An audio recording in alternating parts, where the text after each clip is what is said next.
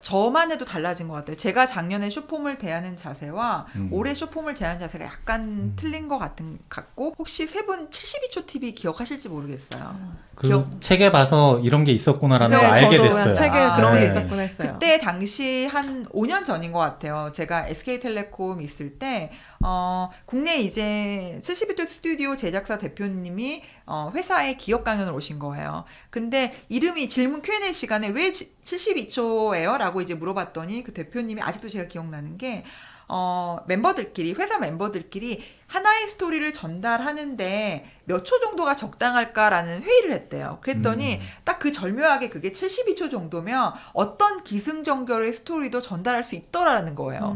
그래서 회사 이름을 72초 TV라고 했다는 거예요. 그래서 굉장히 그 기업 강연 듣는 사람들이 웃었거든요. 그 당시에. 근데 굉장히 천재적이라고 생각도 했는데 그 당시에 쇼폼이라는 단어가 없었으니까. 그쵸. 근데 지금 제가 생각하면 그게 아마 쇼폼이었던 것 같고 그리고 이제 작년까지만 하더라도 쇼폼이 이렇게 산업적으로 돈을 벌어들이는 것과 연결될 거라는 그 흐름 자체가 굉장히 짧았었거든요. 근데 이제는 그 부분이 이제 광고가 붙고 많은 어떤 기업들이 쇼폼 마케팅을 하면서 이게 산업적으로 올라선 것 같고요. 그래서 저는 이제 요즘 어떤 개인 크리에이터들 유튜브의 어떤 릴스나 쇼츠나 이런 것도 재미있지만 제가 재미있게 보는 흐름은 요즘 기업들이 쇼폼 마케팅을 하더라고요. 그 부분이 이제 굉장히 결국에는 기업들은 사람들이 어디에 모여 있는가를 계속 이제 찾아다니잖아요. 결국에 지금 소비자들이 유튜브로 이동을 했고 그 유튜브 내에서도 긴 컨텐츠를 안 보고 또 쇼폼만 소비를 하기 때문에 결국에는 이 기업의 어떤 자본 자체가 자연스럽게 어떤 이 시장에 머물러 있다라고 생각을 하고요.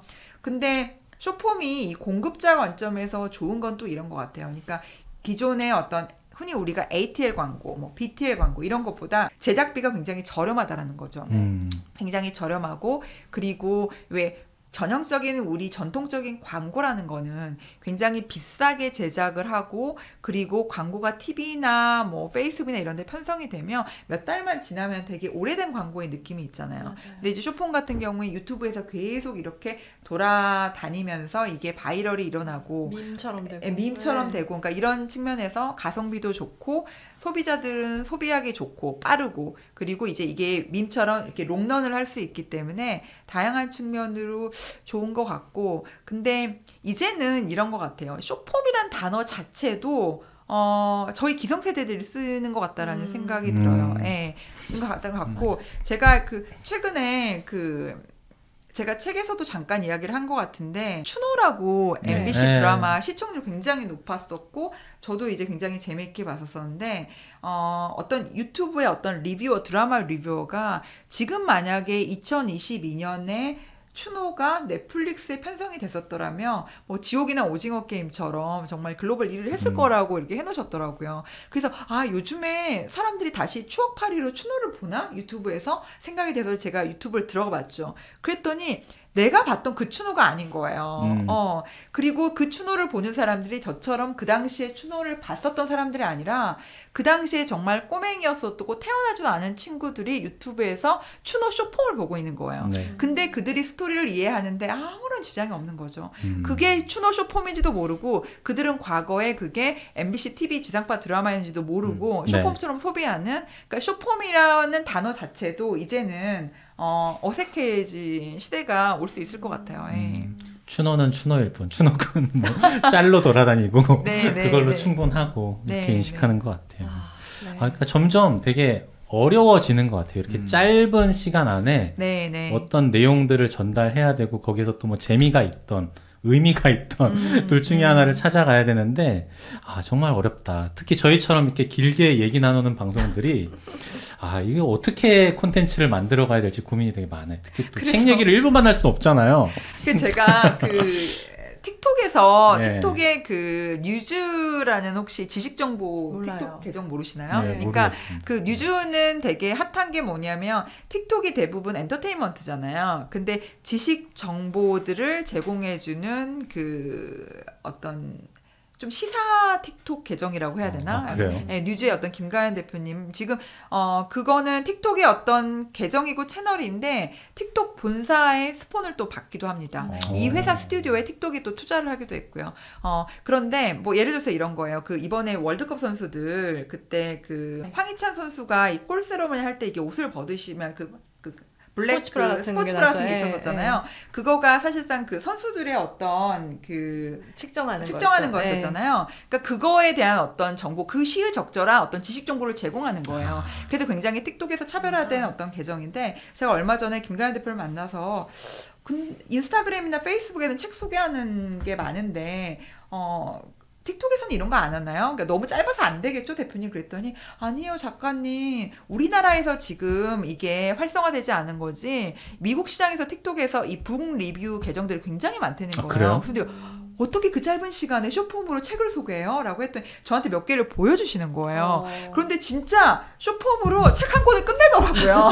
진짜 찾아봐야겠네. 아니 제가 한 3개 정도를 봤어요. 네. 그 현장에서 보여주시는 거예요. 틱톡 전문가니까. 그래서 이게 이 시장이 이렇게 돌아가는구나라는 생각이 들었고 또 한편으로는 책의 작가로서 1년 동안 완성된 이 책의 작가로서 그 부분이 겸연쩍기도 하지만 이렇게라도 해서 10대들이 내 책을 보게 된다면 또 그거조차 긍정적인 효과라고 생각을 했고요. 그리고 여전히 이제 기성세대들이 쇼폼 하면 쇼폼은 그냥 유튜브나 릴스나 뭐 쇼츠나 이렇게 생각하시는데 지금 넷플릭스나 디즈니 플러스가 끌어가는 이 프리미엄 컨텐츠 시장의 컨텐츠 러닝타임도 점점 줄어들고 있습니다. 지금 우리가 흔히 오리지널 무비라고 하는 것도 넷플릭스는 대개 2시간 반 이상이었거든요. 그것도 1시간 반 정도. 그리고 넷플릭스도 최근에 이 숏 S라는 메뉴를 또 만들었어요. 그래서 한 30분, 40분짜리 기존의 롱럼을 더 약간 미드폼으로 줄인 거죠. 그래서 일단은 플랫폼 과잉 공급 시대에 디지털 컨텐츠 더 폭발하고 있고 볼 거는 너무너무 많기 때문에 지금 이 숏폼은 이게 이 유튜브 시장이든 프리미엄 컨텐츠 시장이든지 간에 점차적으로 컨텐츠의 러닝타임은 조금 줄어들 것 같고요. 그런 의미에서 또 이제 이런 우리 이야기를 듣다 보면 아마 제임스 카메론 감독 이러실 수 있어요. 뭐 이 컨텐츠를 보시진 않겠지만 여전히 나는 정말 헐리우드의 킹덤으로서 내 컨텐츠는 3시간 반이어도 전 세계가 다 본다. 약간 이러실 것 같기는 하네요. 그쵸. 나는 애들이 화장실 가고 싶다 그러면 어떡하지? 막 그런 걱정부터 되더라고요. 근데 진짜 사람들이 핸드폰을 3시간 반 동안 못 본다는 건 거의 정말 고통스러운 건데 그래도 아바타 2니까 본다. 그런 생각, 마음을 크게 먹고 가는 것 같아요. 무슨 생각이 들었냐면 다들 쇼폼을 추구하는 시대에 우리는 그냥 깊고 날카롭게 긴 콘텐츠 소비하는 고객들을 위해서 한번 만들면 어떨까라는 생각을 좀 그게 지금 유튜브에서 알고리즘 그 데이터가 뭐 예를 들어서 30분 정도의 북 컨텐츠라고 하면 앞에 몇 분 정도를 보시는지 정확하게 나옵니다. 그렇죠. 나오죠. 얼마나 보시는지. 1시간을 해도 6분 보세요. 9분 많이 보면 9분, 14분까지. 근데 사실 14분 보는 것도 되게 쉽진 않은 거거든요. 지금 방금 저희가 한 이야기는 안 보시겠네요. 어차피. 아니요. 그래서 잘라서 보내고 있잖아요. 그렇군요. 그래서 저희도 나름대로 생각을 하고 있는데 세상이 너무나 빨리 변하고 콘텐츠 시장은 정말 오늘 다르고 내일 다르고 그래서 노고영 작가님의 역할이 더욱더 중요해질 것 같습니다. 근데 저는 약간 또 건강해지고 있다는 생각도 드는 게 사람들이 바쁘고 볼 컨텐츠가 많고 거기에서 체리픽을 하기 때문에 컨텐츠는 더 짧아지고는 있지만 제가 오히려 건강해지고 있다는 거는 컨텐츠의 그 구분이라 그래야 되나? 장르가 더 확장되어 가고 있는? 저는 유튜브가 이렇게 정말 이렇게 아름다운 지식정보 도서관의 역할을 할 거라고는 생각도 못했거든요. 맞아요.